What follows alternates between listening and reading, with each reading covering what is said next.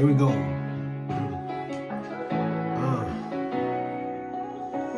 Poco a poco you couldn't approach him. Woke up still stuck, realized I was still dying in real time for the inside, but outside I seemed calm and collected, but I was still bomb infected.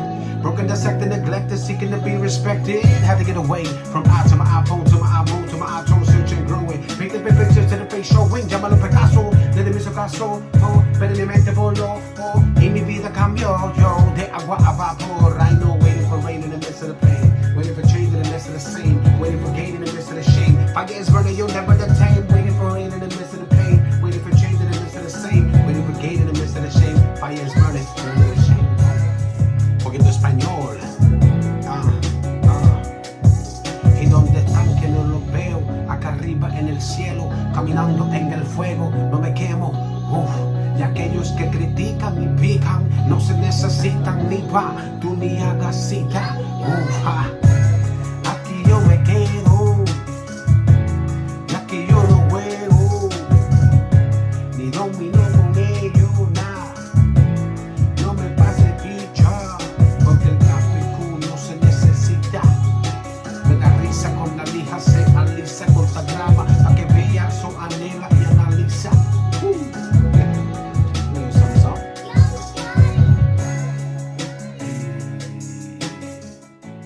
It's a little something that I got in the stash.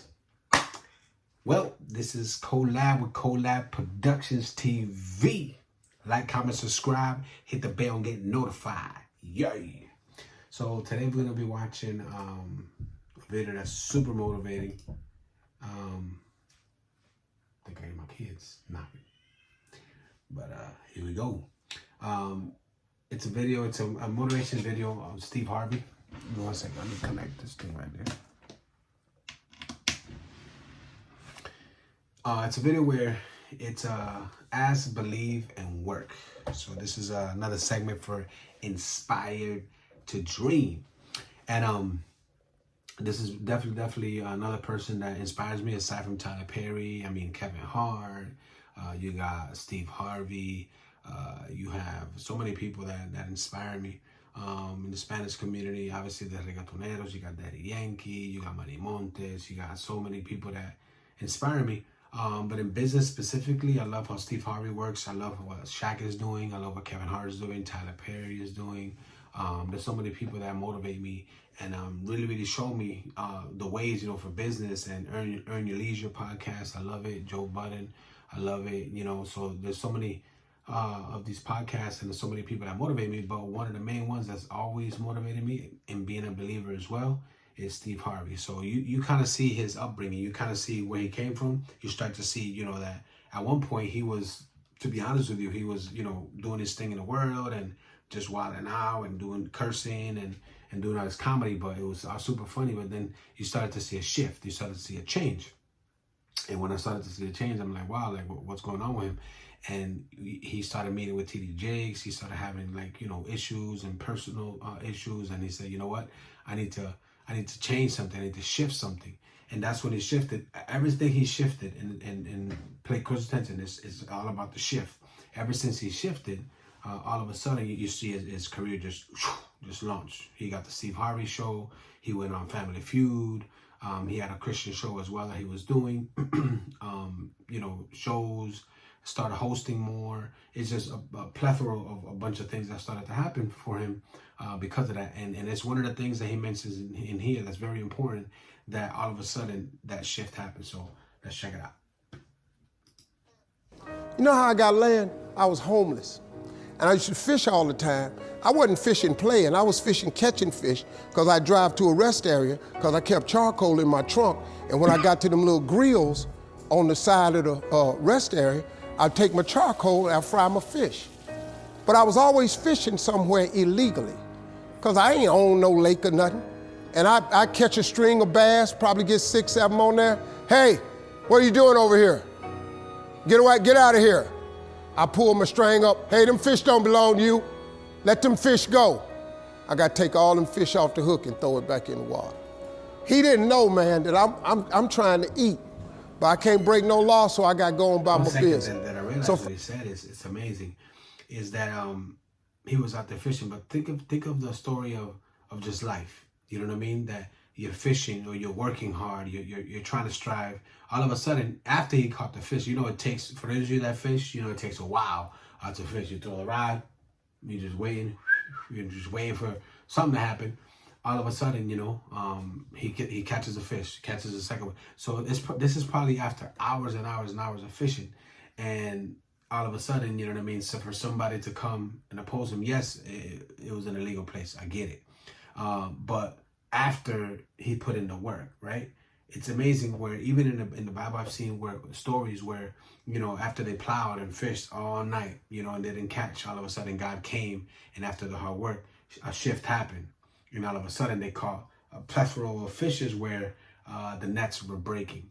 And if you really, really think of it, of the oppressor, not necessarily that story, but even in the Old Testament, there's a story where they would be harvesting, and Israel would be harvesting, and they would plant the seeds, and they would go into the garden, all this stuff, put it together, and all of a sudden, when it was moment of harvest, when it was a moment where they were going to get their fruits, that's when all the Philistines, or that's when all the oppression and all the other armies would come in, because they know when it was harvest time.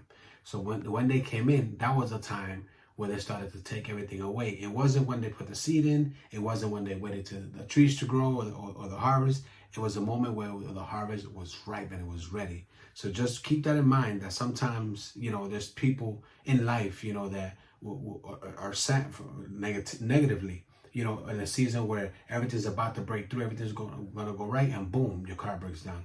Or everything's going right, everything's going to flow, and all of a sudden things will happen. But in those moments, just remember, keep going. And always remember this word that always rings in my ear. It says, this too shall pass. Always remember that. This too shall pass. Regardless of what you're going through, it will pass. Everything is temporary. God is the only one that's eternal. Hey, that's what. First thing I said, I told God, I said, when I get me some money, I'm going to buy me a piece of land. Because I just want a piece of land where can't nobody run me off. I just want something I can stand on. This here piece belonged to me. So this how I did it. I was reading something one day, and I said, man, how much land is on earth?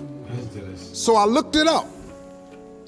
It's a little over 36 billion acres of land on earth. Billion acres of land. At the time, it was between 5 and 6 billion people on earth. It's a little over 8 billion now. So I did a little hood math. I said to myself, if it's 36 billion acres of land and it's 6 billion people, just to me, everybody ought to have 6 acres of land. It was a scripture my mom used to tell me about all the time. She'd say, you have not because you ask not. You have not because you ask. So guess what I started asking for? Start 6 asking. acres of land. Just wanted 6. Asking 6. So I messed around and got my first 7, piece 8, of money. 9, 10, 20. I got me a check for about $115,000. So first thing I did, went to Dallas, Texas, said I'm gonna buy me some land. I found a piece of land, I thought it was perfect. Had a fishing lake at the end of it, because I love to fish. I said, man, this piece I'm gonna buy right here. Let me talk to somebody. I was with a real estate agent. I said, how much is this? He said, it's $250,000. I can't afford this. I said, I got about 115. He said, I don't think you're gonna be able to get it for that, but I'll make a call. So he called the guy. The guy said he would take 115 now, and I could pay him the rest later.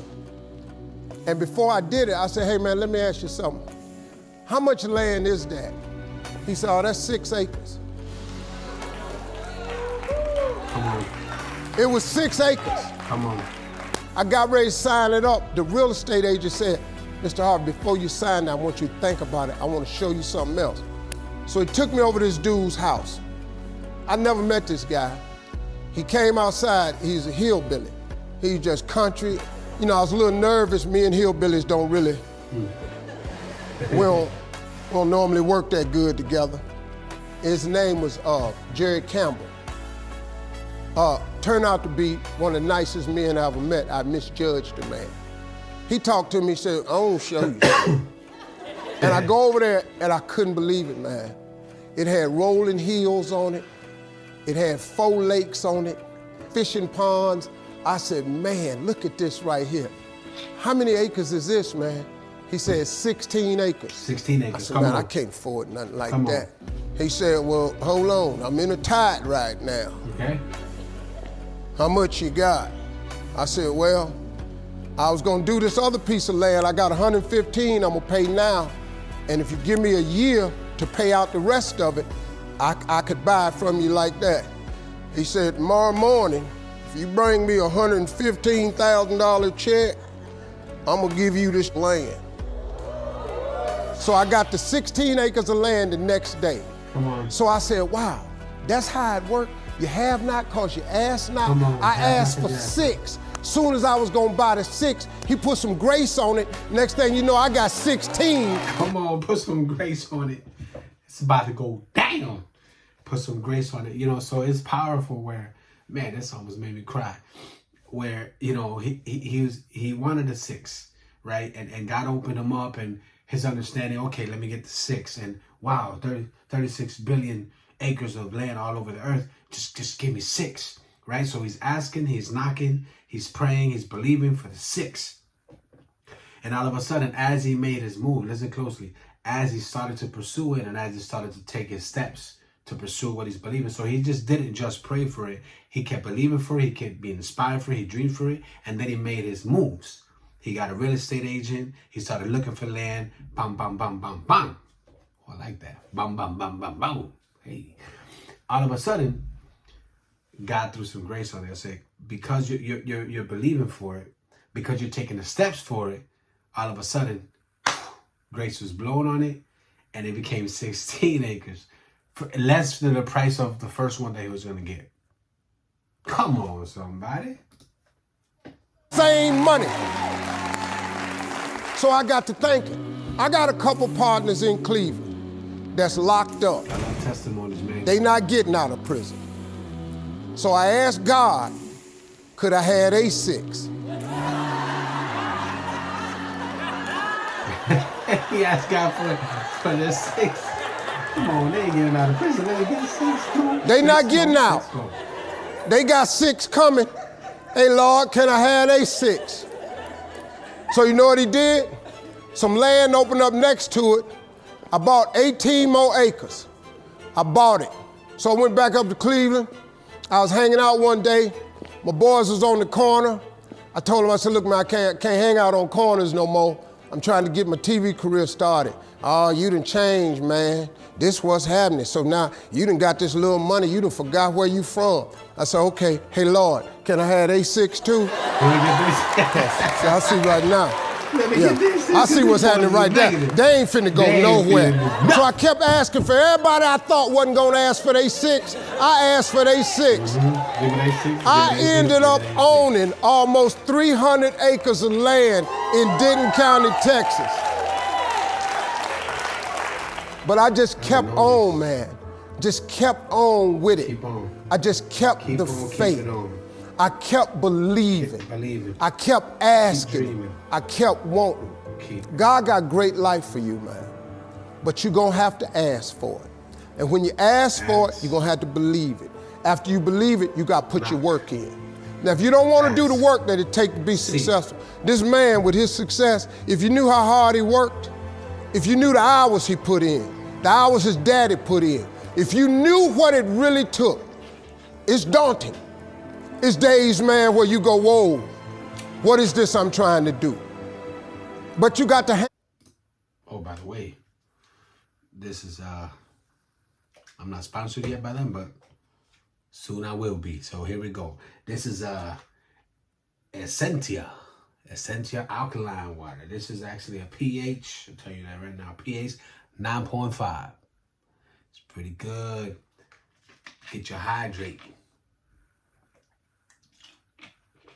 on. Let's get going. in there. See, getting what you want is up to you. How you get there, that's up to God. See, the problem with you is you trying to figure out how to do something. Listen to this. The how-to ain't none of your business. The Bible don't tell you to figure nothing out. It say ask, believe, and receive. Ask, believe, and receive. Now, see, you keep going down these churches, they keep telling you this, but you ain't listening. I'm asking you to listen. You can turn your life around if you change your attitude. You change your attitude, you change your altitude. Stop sitting in here with a life of mediocrity when that ain't what God created you for. Now, you might not want this life. You might not want what it takes to get here. But if you want this life, you got to put in your work. You got to put it in, you got to stay prayerful, you got to never give up, you got to talk God every day. Now, if that ain't what you want to do, then good luck. You keep doing what you've been doing, you're going to keep getting what you've been getting. I would try something else if I was y'all. I appreciate y'all coming. Thank y'all very much.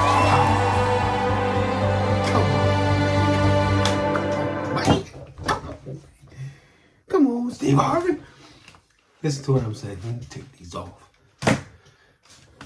Messing up my whole thing. Listen, man. Listen to me very closely.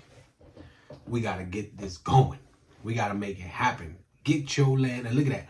What he was basically saying is that, you know, give me their land. Give me them 6 acres. Give me them other 6 acres. Give me them, you know, God is the owner of all the whole world. Let's be honest. He owns everything. And he has a plan. Regardless of what's going on right now in this world, regardless of what's going on in politics, whatever's going on anywhere, God has a plan and he's always in control. It's always in his hands. It's in the scriptures. So nothing will ever fail. You know, nothing would ever not go right if he doesn't allow it to. Sometimes even in the failure, it's just simply because he got something bigger for you. So sometimes we get stressed out, we get angry, so, oh my God, this didn't work out. I lost this, I lost that, you know what? But the setback is a setup for what's coming. Oh, I like that. The setback is a setup for what's about to blow up, what's about to set you up. He sets you up for a blessing, baby. So what's going on is, you know, even if it's a failure, it's not. It's just a learning experience. It's a learning experience. It was supposed to happen because something bigger is about to come. So, you know, stay inspired, keep dreaming, keep believing. And I believe that success is at your door, man. 2023, just put your faith hat on, put your belief on, and keep on keeping on, baby. Like, comment, subscribe, hit the bell, get notified. Yeah.